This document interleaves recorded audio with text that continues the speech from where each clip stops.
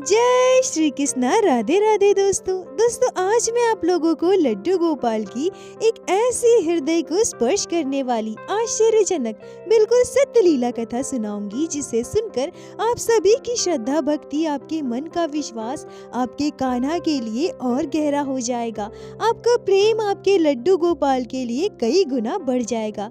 दोस्तों, आप सभी से निवेदन करूंगी कि पूरी लीला कथा को आंखें बंद करके पूर्ण विश्वास के साथ श्रवण कीजिएगा। आशा करती हूँ आज की यह लीला कथा आपके हृदय को स्पर्श करेगी। दोस्तों, आज की यह लीला कथा हमारे साथ शेयर की है नोएडा में रहने वाली अवंतिका शर्मा जी ने। अवंतिका जी हमसे कहती हैं कि मैं वर्षों से लड्डू गोपाल की सेवा लेना चाहती थी। मैं जब भी किसी के घर लड्डू गोपाल की श्री विग्रह को देखती थी तो मेरे मन में भी यह भाव आता था कि मैं कान्हा को अपने घर लेकर आऊं और उनकी सेवा करूं। पर पता नहीं, शायद लड्डू गोपाल हमारे घर आना ही नहीं चाहते थे। तभी हर बार कोई न कोई बाधा आ जाती थी और मैं लड्डू गोपाल को अपने घर नहीं ला पाती थी। और कहीं न कहीं मन में यह डर भी होता था कि अगर मैं लड्डू गोपाल की सेवा ठीक से ना कर पाऊं, बाकी भक्तों की तरह अगर मैं लड्डू गोपाल का ध्यान ठीक से ना रख पाऊं तो क्या होगा। मेरे बच्चे छोटे छोटे थे। बच्चों की देखभाल में, घर के कामों में मुझे बहुत समय लगता था। मेरे पास ज्यादा समय नहीं बच पाता था, इसलिए बहुत बार ऐसा भी होता था कि मन में डर उत्पन्न हो जाता था और मैं लड्डू गोपाल को अपने घर नहीं ला पाती थी। ऐसे ही कई वर्ष बीत गए, पर मन में कहीं ना कहीं भाव था, लड्डू गोपाल की सेवा की तड़प थी। मैं चाहती थी कि मैं उनकी सेवा करूं। लड्डू गोपाल मुझे बहुत अच्छे लगते थे, मैं उनसे बहुत प्रेम करती थी। मेरे परिवार में मेरी सासू माँ, मेरे ससुर जी, मेरे हस्बैंड और मेरे 2 बच्चे हैं। मेरा बेटा 7 साल का और मेरी बेटी 5 साल की। वर्ष 2023 फरवरी के महीने में हम सभी ने यह निश्चय किया कि हम सभी वृंदावन धाम जाएंगी। और उसके बाद राधा रानी का बुलावा आया और ठाकुर जी की कृपा से हम सभी वृंदावन धाम गए। वृंदावन जाकर हमने बांके बिहारी, राधा रमन और राधा माधव जी के दर्शन किए, गोवर्धन की परिक्रमा की, निधि वन गए। वृंदावन के सभी प्रसिद्ध मंदिरों में सपरिवार हमने दर्शन किया। अवंतिका जी कहती हैं कि मैं वर्षों से लड्डू गोपाल की सेवा को तरस रही थी। बाल गोपाल को अपने घर लाकर उनकी सेवा चाहती थी, पर जैसा कि मैंने कहा, हमेशा कोई न कोई बाधा आ जाती थी। मन में यह भय कहिए, यह लड्डू गोपाल मेरे घर आना ही नहीं चाहते हो, पर कोई न कोई कारणवश ऐसी स्थिति उत्पन्न हो जाती थी कि मैं लड्डू गोपाल को घर नहीं ला पाती थी। पर इस बार जब हम वृंदावन धाम दर्शन के लिए गए, तब सच कहूँ तो मेरे मन में एक बार भी यह ख्याल नहीं आया था कि मैं लड्डू गोपाल को अपने साथ घर लेकर जाऊं। कहीं न कहीं मुझे यह पता था कि मैं लड्डू गोपाल की सेवा नहीं कर पाऊंगी। शायद बाल गोपाल मेरे घर नहीं आना चाहते हो। ये सारे भाव मेरे मन में हमेशा चलते थे। इन सभी कारणों से शायद यह भाव मेरे मन में इस बार बिल्कुल नहीं आया था कि मैं लड्डू गोपाल को घर लेकर जाऊं। तभी अचानक एक आश्चर्यजनक लीला होती है, या फिर चमत्कार कह लीजिए। मैं लड्डू गोपाल की सेवा करना चाहती हूँ, उन्हें अपने घर लाना चाहती हूँ। ये हमारे पूरे परिवार को पता था, पर कभी किसी ने भी मुझे यह साहस नहीं दिया था कि लड्डू गोपाल को लेकर आओ, हम सभी मिलकर बाल गोपाल की सेवा करेंगे। ऐसा मुझे कभी किसी ने नहीं कहा था। पर उस दिन पहली बार मेरी सासू माँ वृंदावन में जब दुकानों में बैठे हुए लड्डू गोपाल के सुंदर सुंदर विग्रह को देखी तो मुझसे कहती है, बहू देखो ना, लड्डू गोपाल का श्री विग्रह कितना प्यारा लग रहा है। ऐसा लग रहा है कि लड्डू गोपाल हमें अपनी ओर खींच रहे हैं।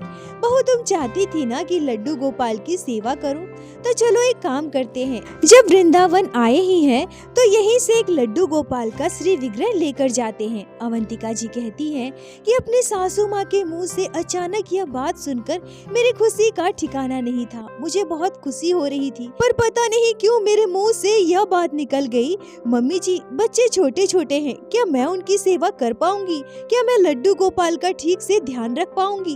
तभी मेरी सासू माँ कहती है, अरे पगली, तू परेशान क्यों होती है, मैं हूँ ना, हम दोनों मिलकर लड्डू गोपाल की सेवा कर लेंगे, तुम ज्यादा मत सोचो, चलो लड्डू गोपाल को लेकर चलते हैं। यह कहकर मेरी सासू माँ मुझे उस दुकान में लेकर गई।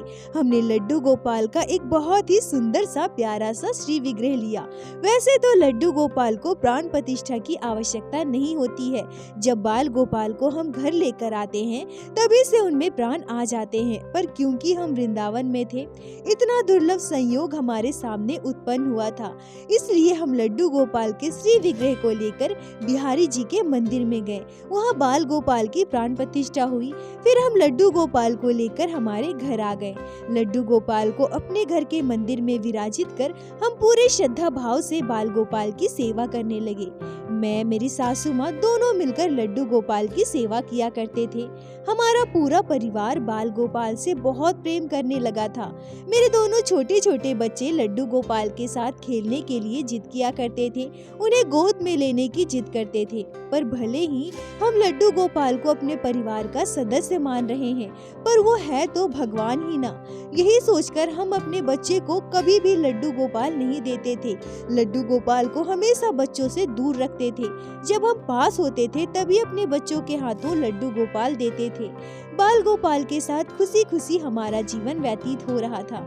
दोस्तों, अवंतिका जी मुझसे कहती हैं कि मैं आपके चैनल पर लड्डू गोपाल की सत्य लीलाएं बहुत समय से देख रही हूँ। लड्डू गोपाल की सत्य लीलाएं मैं आपके चैनल पर तब से श्रवण कर रही हूँ जब से आपने यह चैनल प्रारंभ किया है।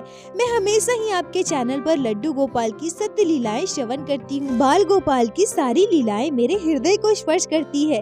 आपके चैनल पर सत्य लीलाएं सुनते सुनते मुझे यह ज्ञात हो गया कि लड्डू गोपाल भक्तों के साथ लीलाएं करते हैं, पर बाल गोपाल इतनी जल्दी हमारे साथ लीला करेंगे, हमारे साथ इतना बड़ा चमत्कार करेंगे, यह तो हमने सपने में भी नहीं सोचा था। अवंतिका जी कहती हैं कि अभी लड्डू गोपाल को हमारे घर आए हुए मात्र 4 महीने बीते थे। इसी बीच मेरी बेटी का जन्मदिन आया। मेरी बेटी का 5वां जन्मदिन था। धूमधाम से मेरी बेटी का जन्मदिन मनाया गया।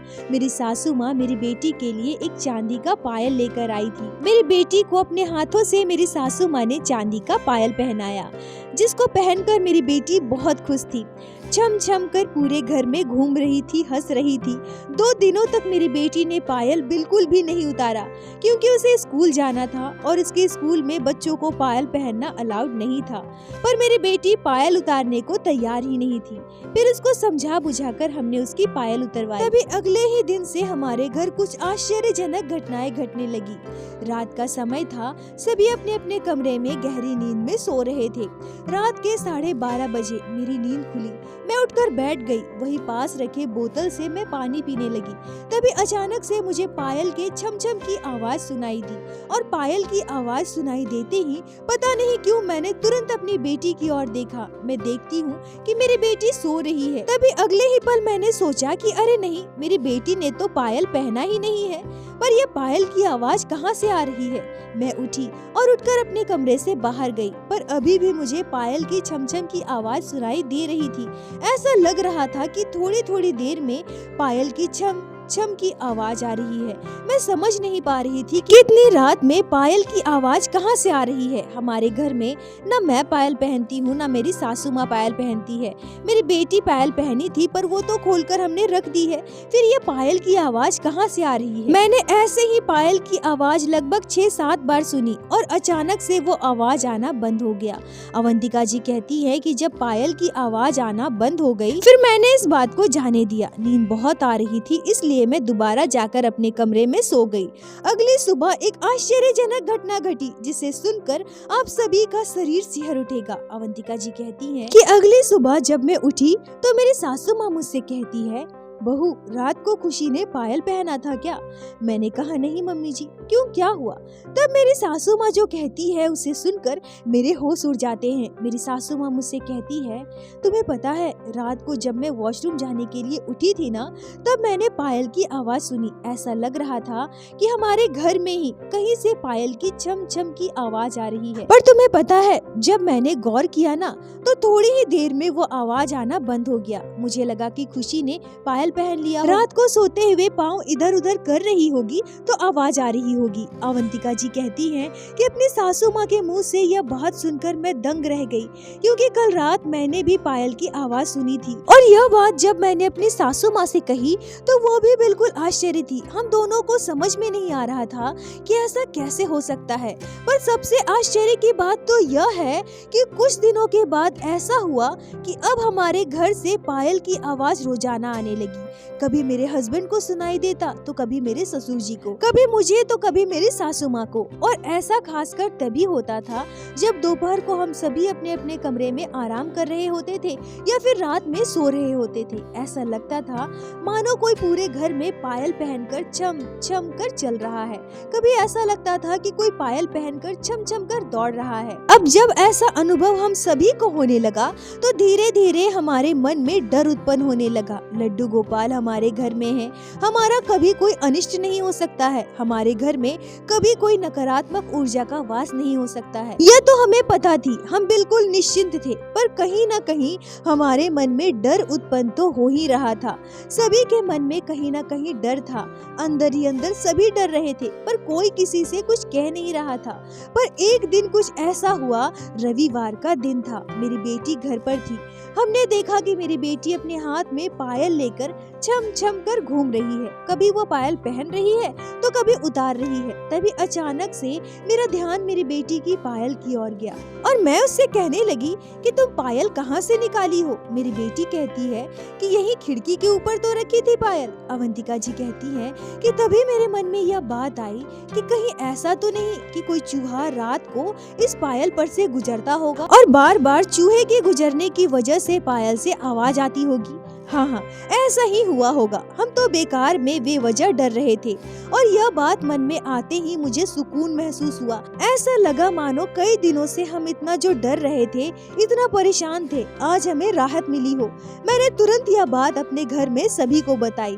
तभी मेरे ससुर जी कहते हैं कि हाँ, ऐसा ही हुआ है, बेकार में हम सभी डर रहे थे। अरे हमारे घर तो लड्डू गोपाल है, तो फिर डरने की क्या आवश्यकता। देख लो ना, चूहा परेशान कर रहा था और हम सभी बेवजह में डर रहे थे। अब एक काम करो, पायल को अंदर अलमारी में रख दो, बेकार में बाहर रहेगा तो फिर कोई चूहा इधर उधर करेगा और हम सभी बेवजह डरते रहेंगे। अवंतिका जी कहती हैं कि अब हम सभी निश्चिंत हो गए थे। हमने यह मान लिया था कि हो ना हो चूहा ही पायल को इधर उधर कर रहा होगा और उसी वजह से हमें छमछम की आवाज महसूस हो रही होगी। हम तो बेवजह डर रहे थे। फिर मेरी सासू माँ ने पायल ले जाकर अलमारी के अंदर रख दिया। पर उसी रात हमारे जीवन में एक आश्चर्यजनक अविश्वसनीय घटना घटी। उसी रात मेरी सासू माँ को एक आश्चर्यजनक चौंका देने वाली अनुभूति हुई। मेरी सासू माँ ने उसी रात आश्चर्यजनक सपना देखा।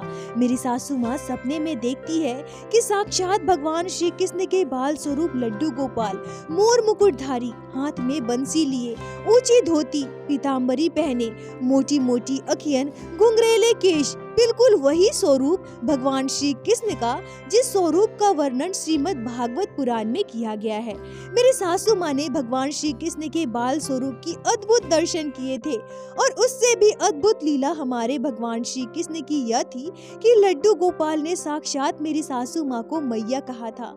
मेरी सासू माँ को भगवान श्री कृष्ण के बाल स्वरूप ने कहा, मैया, ओ मैया, मेरे पायल तो मुझे दे दे मैया, तूने मेरी पायल क्यों छुपाई है, मुझे पायल पहननी है। देख न मैया देख, मेरे पाँव सूने हो गए हैं, मुझे मेरी पायल दे दे मैया, मैं पायल पहनूंगा। और यह कहकर भगवान श्री कृष्ण के बाल स्वरूप लड्डू गोपाल मेरे सासू माँ से जिद करने लगते हैं। मेरे सासू माँ कहती हैं कि यह अनुभूति जब मुझे उस वक्त हो रही थी जब उन्होंने ऐसा महसूस किया था, उस समय उनका शरीर निष्क्रिय हो चुका था। वो चाहकर भी उस अनुभूति से बाहर नहीं निकल पा रही थी। वो चाह रही थी कि वो लड्डू गोपाल से बातें करे, उनके चरणों को स्पर्श करे, बाल गोपाल के श्री चरणों में अपना सर रखे, लड्डू गोपाल से दिल खोलकर अपनी व्यथा बताए, ठाकुर जी का आलिंगन करे। पर मेरी सासू माँ कहती है कि बस उस क्षण को वो अनुभव कर पा रही थी, उन्हें यह अनुभूति हो रही थी, वो उस क्षण को महसूस कर पा रही थी, पूरी घटना को वो बस देख पा रही थी, सुन पा रही थी, पर उनका शरीर निष्क्रिय था। अपने शरीर पर से अपना नियंत्रण वो खो चुकी थी, वो चाहकर भी कुछ नहीं कर पा रही थी। तभी एकाएक उनका सपना टूट गया। अगले दिन सुबह जब मेरे सासू माँ ने पूरी घटना हम सभी से कही तो वो इस पूरी घटना को बताते हुए रो देती है। वो कहती है कि जब कल रात मैंने ये अनुभूति की तो मेरा शरीर पूरी तरह से कांप रहा था। मेरा सपना टूटने के बाद मेरी आंखों से लगातार आंसू आ रहे थे। सुबह के 4 बज रहे थे, ब्रह्म मुहूर्त, इसलिए मैंने किसी को जगाना उचित नहीं समझा। अवंतिका जी कहती हैं कि हमने यह महसूस किया था, हम यह समझ चुके थे कि शायद मेरी बेटी की पायल पहनकर हमारे लड्डू गोपाल घर में विचलन करते थे, घर के चारों ओर घूमा करते थे। और जब हमने आज वह पायल अलमारी के अंदर रख दी तब मेरे कान्हा उस पायल के लिए मेरी सासू माँ के सपने में आए। मेरे कान्हा अपनी पायल की मांग करने लगे।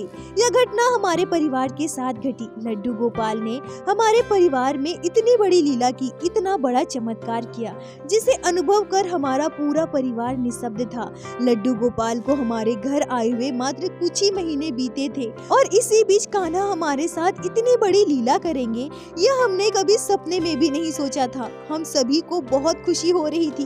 हम यह महसूस कर पा रहे थे कि लड्डू गोपाल ने हमारे घर को स्वीकार किया है। लड्डू गोपाल साक्षात हमारे घर विराजित है और कुछ ही समय में लड्डू गोपाल ने हमारी भक्ति को स्वीकार कर ली है। और सबसे प्रसन्नता की बात तो यह थी कि लड्डू गोपाल हमारे परिवार के सदस्य के रूप में हमसे रिश्ता निभा रहे हैं। तभी तो कान्हा ने पायल की मांग की, वरना इस त्रिलोक के स्वामी भगवान श्री नारायण श्री हरि को हम भला क्या दे सकते हैं। हम मनुष्यों में इतनी सामर्थ्यता कहा। अवंतिका जी कहती हैं कि उसी दिन मैं और मेरी सासू माँ बाजार गए। लड्डू गोपाल के लिए छोटे छोटे पायल, कमरबंद और एक चांदी की बांसुरी खरीदी।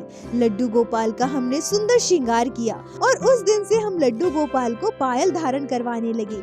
लेकिन हमें पूर्ण विश्वास है कि लड्डू गोपाल उस पायल को पहनकर हमारे पूरे घर में घूमते फिरते हैं। और लड्डू गोपाल ने हमें अपनी पायल की ध्वनि सुनाई थी, जो हमारे लिए परम सौभाग्य की बात है। आज ठाकुर जी को हमारे घर विराजित हुए 1 वर्ष हो गए हैं और लड्डू गोपाल से मैं बस यही प्रार्थना करूंगी कि हे मेरे कान्हा, आजीवन हमारे घर विराजित रहकर अपनी सेवा का हमें सौभाग्य देना और अपनी कृपा दृष्टि हमारे पूरे परिवार पर यूं ही बनाए रखना। अवंतिका जी, आपका बहुत बहुत धन्यवाद जो आपने लड्डू गोपाल की हृदय स्पर्श करने वाली अद्भुत लीला कथा हमारे साथ शेयर की, जिसे मैं हमारे चैनल के माध्यम से बाकी सारे भक्तों तक पहुंचा सकी।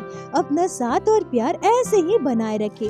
दोस्तों, यह घटना बिल्कुल आश्चर्यजनक और दिल को छू लेने वाली है। कई भक्त यह कहते हैं कि मैं वर्षों से लड्डू गोपाल की सेवा कर रही हूँ, पर आज तक कान्हा ने मुझे अपने होने का अनुभव नहीं करवाया है। तो मैं उनसे बस यही कहूँगी कि बस विश्वास बनाए रखे। हम वर्षों से ठाकुर जी की सेवा कर रहे हैं या कुछ दिनों से कर रहे हैं, यह मायने नहीं रखता। आपके अंदर कितना धैर्य है, आपका विश्वास आपके कान्हा के लिए कितना गहरा है, कितना प्रगाढ़ है, आपका प्रेम लड्डू गोपाल के लिए कितना निस्वार्थ है। हमारे कान्हा तो बस यह देखते हैं। हमारे जीवन में कठिनाइयाँ आएंगी, परेशानियाँ आएंगी, पर किसी भी स्थिति में ठाकुर जी पर, अपने लड्डू गोपाल पर विश्वास कम मत होने दीजिएगा। वर्षों बीतने के बाद भी अगर आपको आपके लड्डू गोपाल, आपके कान्हा की अनुभूति नहीं हुई है तो आप उनसे लड़िए, उनसे शिकायत कीजिए, अपने लड्डू गोपाल से बातें कीजिए, उन पर अपना हक जताइए, पर अपने कान्हा पर विश्वास कम मत होने दीजिए। ठाकुर जी एक न एक दिन आपको भी अपने होने की अनुभूति अवश्य कराएंगे।